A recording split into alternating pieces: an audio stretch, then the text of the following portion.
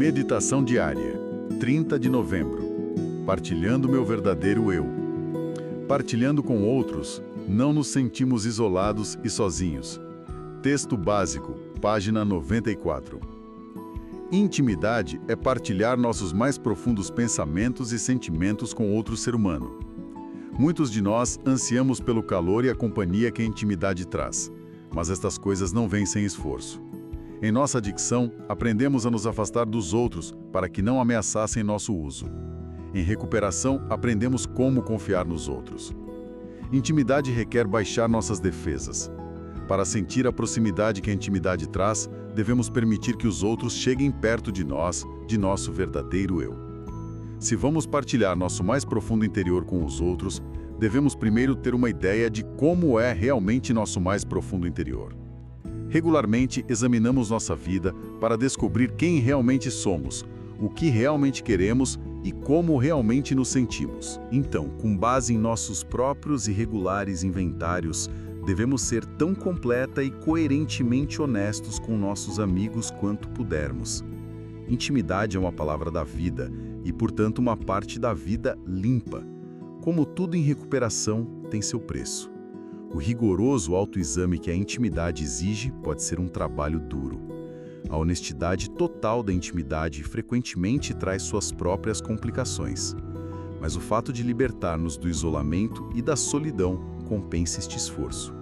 Só por hoje, eu procuro libertar-me do isolamento e da solidão através da intimidade. Hoje, vou conhecer meu verdadeiro eu, fazendo um inventário pessoal e vou praticar a honestidade completa com outra pessoa.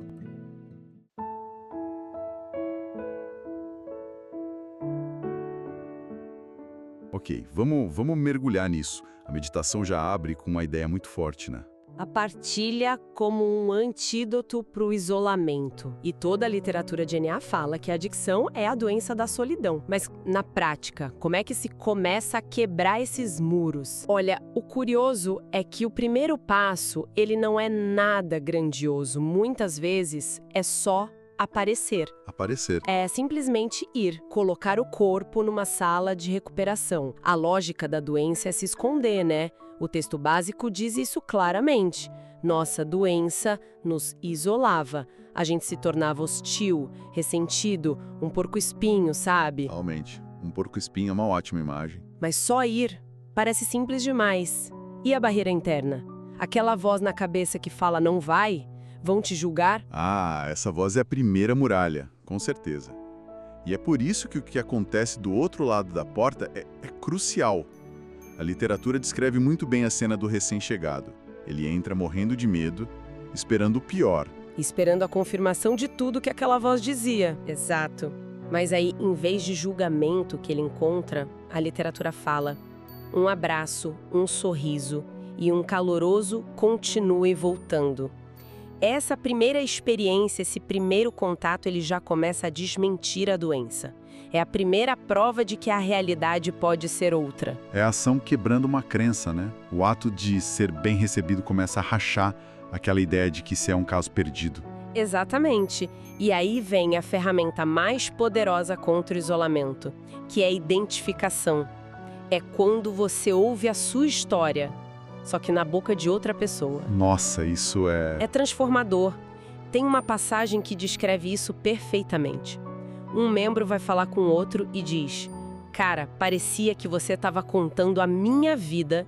E a resposta não é um conselho, não é uma análise, é um sorriso e a frase: você não está mais sozinho.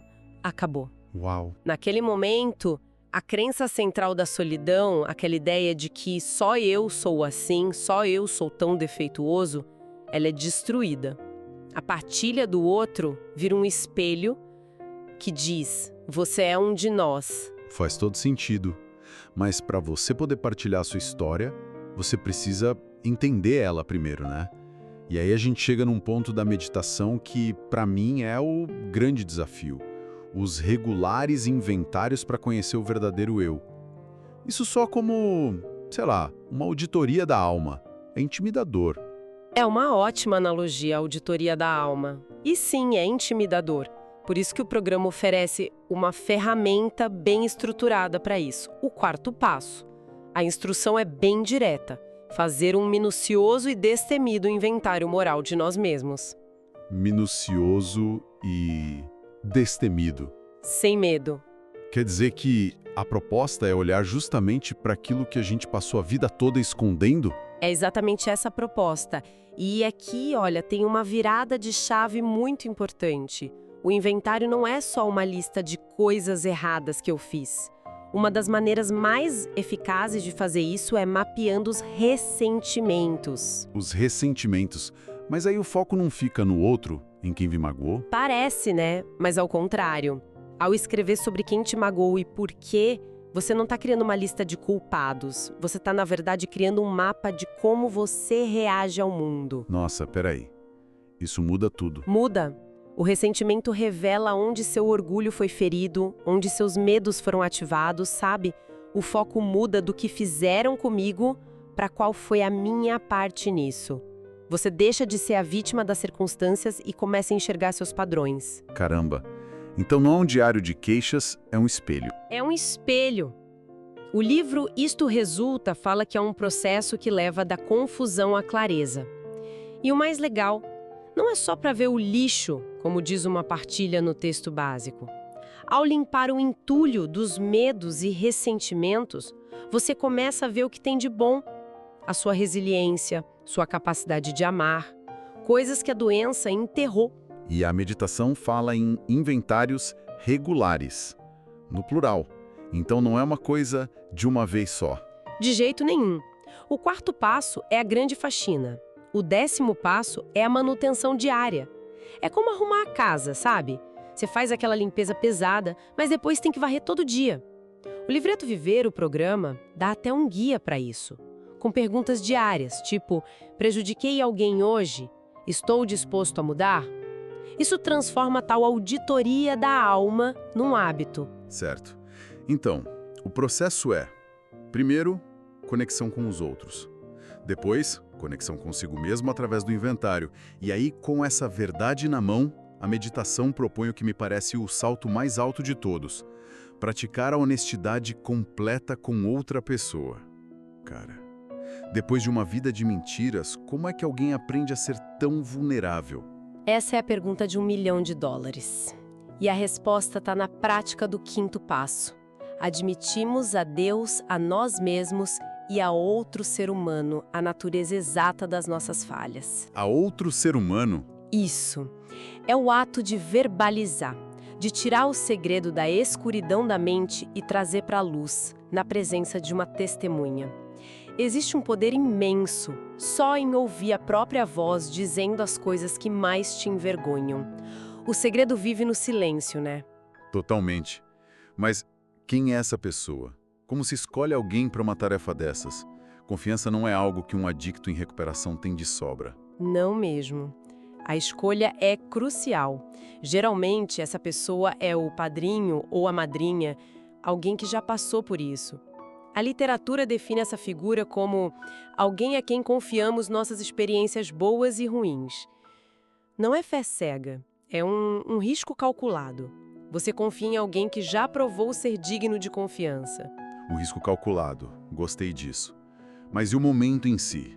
O medo deve ser paralisante. O medo do julgamento, da rejeição. Com certeza. O medo diz, se eu contar isso, serei abandonado. Mas a experiência do 5º passo quase sempre prova o contrário. Em vez de choque, o que se ouve do outro lado é um eu também ou eu entendo. Essa experiência nossa, ela é transformadora. É a prova de que a conexão humana aguenta o peso da nossa verdade. Perfeito, aguenta o peso da nossa verdade. Uma história na literatura escreve isso como a coisa que fiz que mais me deu humildade. E essa humildade abre a porta para uma outra dimensão da recuperação. É como sentir o sol no rosto depois de passar anos numa caverna. O segredo perde o poder no momento em que ele é partilhado e recebido com empatia. A meditação é bem realista, né? Ela diz que a intimidade tem seu preço e pode trazer suas próprias complicações. Vamos falar disso. Qual é o preço? E que complicações são essas? O preço é o trabalho, né? O autoexame não é confortável. Ser honesto o tempo todo exige uma vigilância constante. Fazer reparações pelos danos do passado dói. E as complicações são as da vida real. Como assim? Relacionamentos honestos são mais complexos, mais bagunçados que os baseados em manipulação. Lidar com sentimentos sem anestesia é um desafio.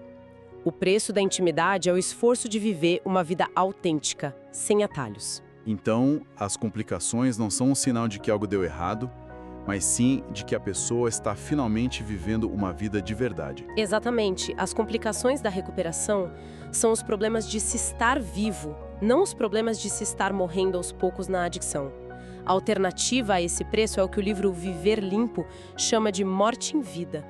Então, sim, a intimidade tem um preço, mas o isolamento tem um custo infinitamente maior.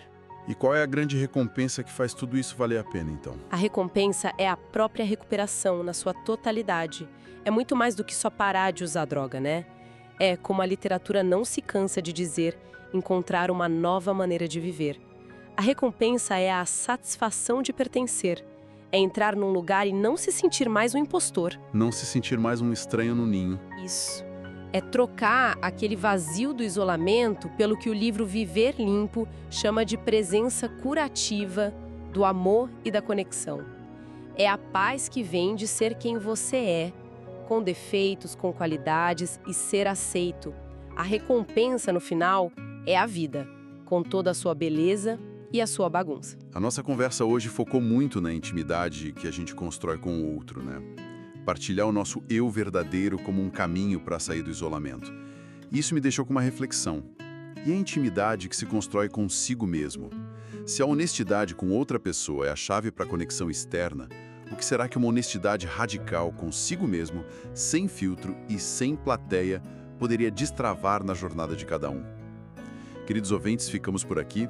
Lembrem-se, mais será revelado. Tamo junto. Só por hoje. Funciona.